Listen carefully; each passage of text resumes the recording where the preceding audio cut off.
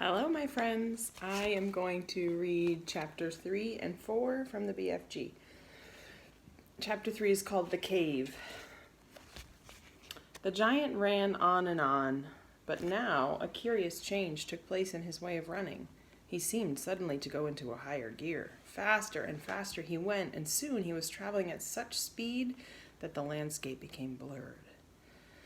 The wind stung Sophie's cheeks. It made her eyes water. It whipped her head back and whistled in her ears. She could no longer feel the giant's feet touching the ground. She had a weird sensation that they were flying. It was impossible to tell whether they were over land or sea.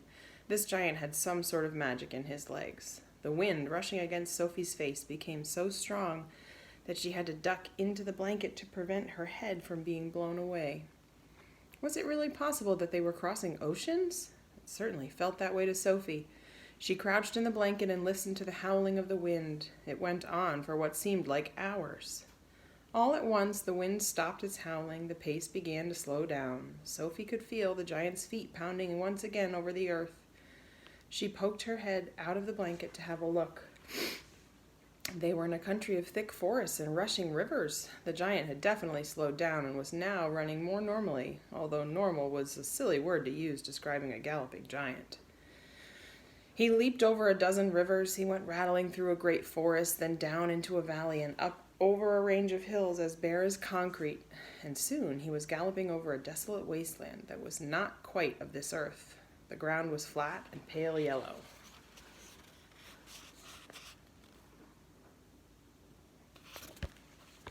Great lumps of blue rock were scattered around, and dead trees stood everywhere, like skeletons.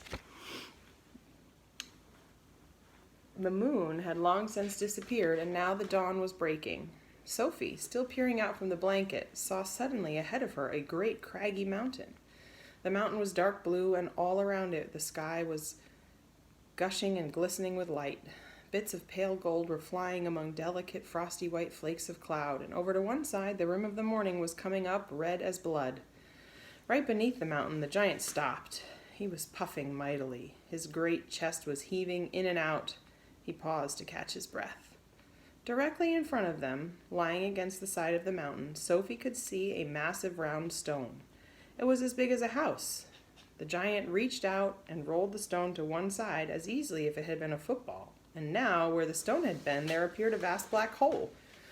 The hole was so large the giant didn't even have to duck his head as he went in. He strode into the black hole, still carrying Sophie in one hand, the trumpet and the suitcase in the other.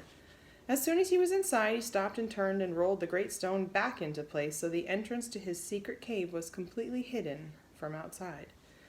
Now that the entrance had been sealed up, there was no glint of light inside the cave. All was black. Sophie felt herself being lowered to the ground. Then the giant let go of the blanket completely. His footsteps moved away. Sophie sat there in the dark, shivering with fear. "He's getting ready to eat me," she told herself. "He will probably eat me raw, just as I am, or perhaps he will boil me first. Or maybe he will have me fried. He will drop me like a rasher of bacon into some gigantic pan sizzling with fat." A blaze of light suddenly lit up the whole place.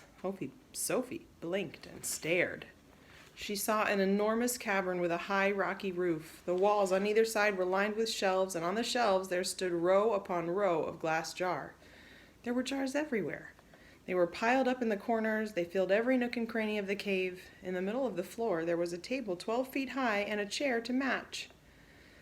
The giant took off his black cloak and hung it against the wall.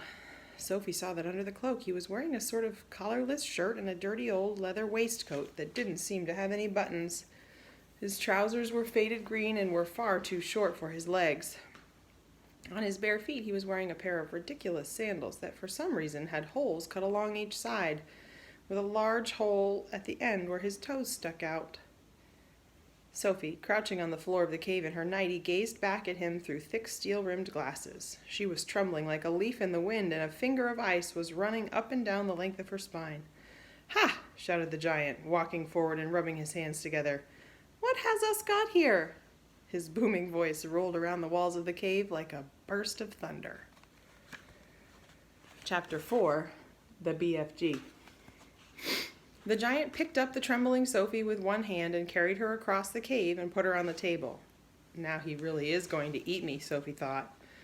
The giant sat down and stared hard at Sophie. He had truly enormous ears. Each one was as big as the wheel of a truck, and he seemed to be able to move them inward and outward from his head as he wished.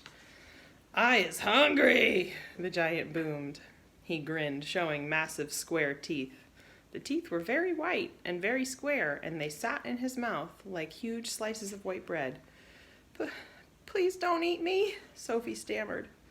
The giant let out a bellow of laughter. "Just because I is a giant, you think I is a man-gobbling cannibal?" He shouted. "You is about right. Giants is all cannibals and murderful, and they does gobble up human beings. We is in giant country now. Giants is everywhere around. Out there, us has the famous bone-crunching giant. Bone-crunching giant crunches up 2 wopsy-fliffling human beings for supper every night. Noise is ear-bursting. Noise of crunching bones goes crackety-crack for miles around." "Ouch," Sophie said. "Bone-crunching giant only gobbles human beings from Turkey," the giant said. "Every night, Bone Cruncher is galloping off to Turkey to gobble Turks." Sophie's sense of patriotism was suddenly bruised by this remark. She became quite angry. "Why Turks?" she blurted out. "What's wrong with the English?" I want you to be able to see the picture while I read.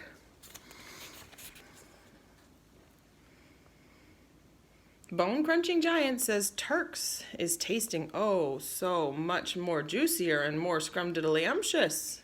Bone Cruncher says Turkish human beings has a glamourly flavor. He says Turks from Turkey is tasting of turkey. "I suppose they would," Sophie said.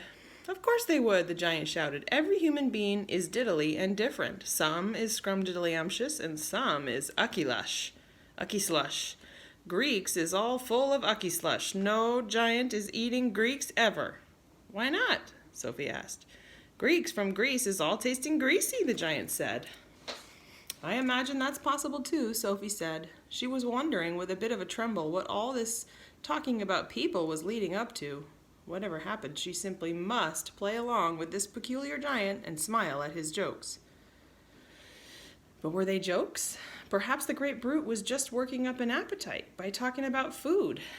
"As I am saying," the giant went on, "all human beings is having different flavors. Human beings from Panama is tasting very strong of hats." "Why hats?" Sophie said.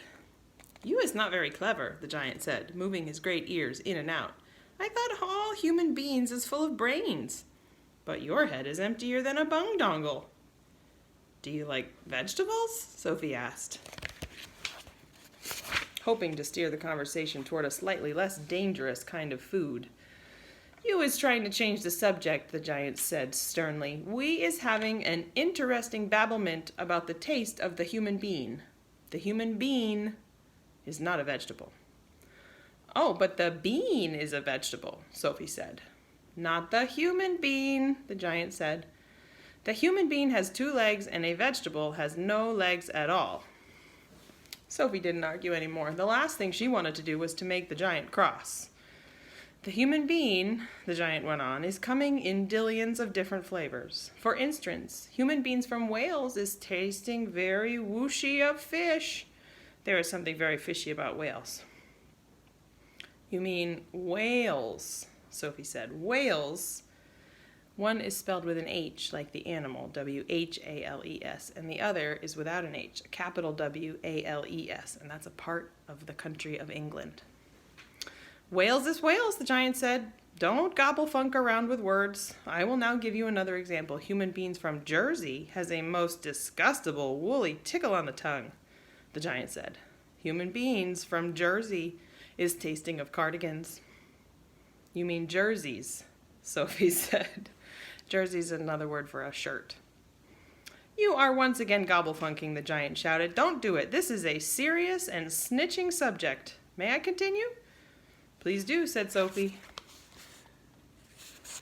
Danes from Denmark is tasting ever so much of dogs, the giant went on. Of course, Sophie said, they taste like Great Danes. Wrong, cried the giant, slapping his thigh. Danes from Denmark is tasting doggy because they is tasting of Labradors. Then what do the people of Labrador taste of? Sophie asked. Danes, the giant cried triumphantly. Great Danes. Aren't you getting a bit mixed up? Sophie said.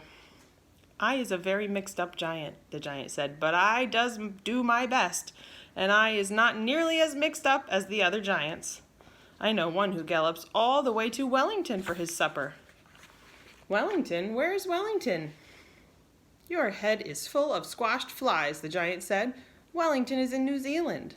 The human beings in Wellington has an especially scrumdiddly-umptious taste. So says the welly-eating giant. What do the people of Wellington taste of? Sophie asked. Boots, said the giant. Of course, said Sophie, I should have known. Sophie decided that this conversation had now gone on long enough. If she was going to be eaten, she'd rather get it over and done with right away, rather than be kept hanging around any more. What sort of human beings do you eat? She asked, trembling. Me? Shouted the giant, his mighty voice making the glass jars rattle on their shelves. Me gobbling up human beings? This I never. The others, yes. All the others is gobbling them up every night, but not me.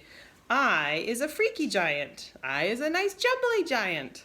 I is the only nice and jumbly giant in Giant Country.